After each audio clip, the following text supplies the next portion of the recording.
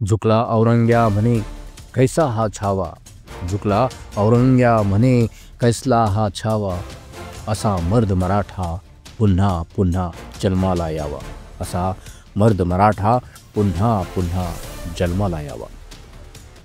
मित्रांनो, छत्रपती संभाजी महाराज यांचं हे वर्णन ज्या पुस्तकातून आपल्या समोर आलं त्या पुस्तकाचं नाव आहे छावा.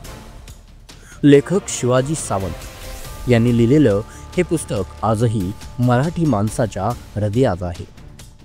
आज आपण जाणून घेऊया छावा या कादंबरीची कहाणी आणि संभाजी महाराजांचा प्रेरणादायी जीवन प्रवास.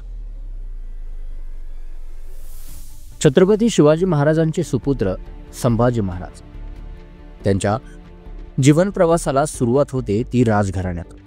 पण त्यांचं बालपणही संघर्षमय होतं. वयाच्या 9व्या वर्षी आग्र्याला नेलं गेलं. तिथंच त्यांच्या जीवनात राजकारणाची संघर्षाची सुरुवात झाली. शिवराय गेल्यानंतर औरंगजेब 5 लाखांचं सैन्य घेऊन दख्खन जिंकायला आला. पण संभाजी महाराजांनी त्याला तब्बल 9 वर्ष थोपवून धरलं. औरंगजेबाच्या स्वप्नांचा चक्काचूर केला.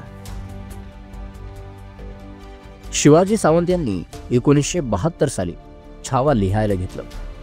प्रतापगडावर यशवंतराव चव्हाण यांच्या हस्ते 1979 साली हे पुस्तक प्रकाशित झालं. मग काय, संपूर्ण महाराष्ट्राने हे पुस्तक डोक्यावर घेतलं. कारण ही फक्त कादंबरी नव्हती, ही होती छत्रपती संभाजी महाराजांच्या बलिदानाची, त्यागाची आणि शौर्याची कहाणी. छत्रपती संभाजी महाराज हे फक्त शूर योद्धे नव्हते, तर ते कवी मनाचे देखील होते. त्यांनी संस्कृतमध्ये बुधभूषणम हे काव्य रचलं. एकाच वेळी 5 आघाड्यांवर लढणारा योद्धा, सिद्धी, इंग्रज, पोर्तुगीज, औरंगजेब आणि स्वराज्यातील फितूर या सर्वांना तोंड देणारा हा एकच राजा. तर मित्रांनो, इतिहासाचा हा भाग ऐकताना मन सुन्न होतं.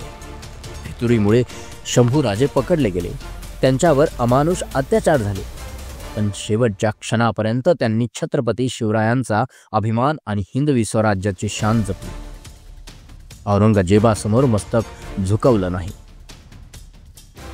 छावा हे पुस्तक वाचताना अंगावर काटा येतो.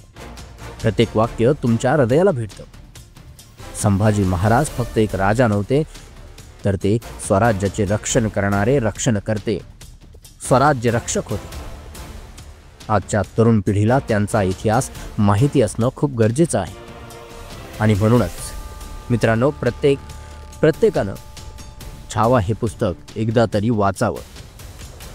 संभाजी महाराजांचा इतिहास फक्त पुस्तकात बंदिस्त राहता कामा नये, तो घरोघरी मनामनात पोहोचला पाहिजे. कारण हा इतिहास आपल्याला प्रेरणा देतो, संकटांशी लढण्याची ताकद देतो. शेवटी एकच म्हणावंसं वाटतं, श्री शंभो.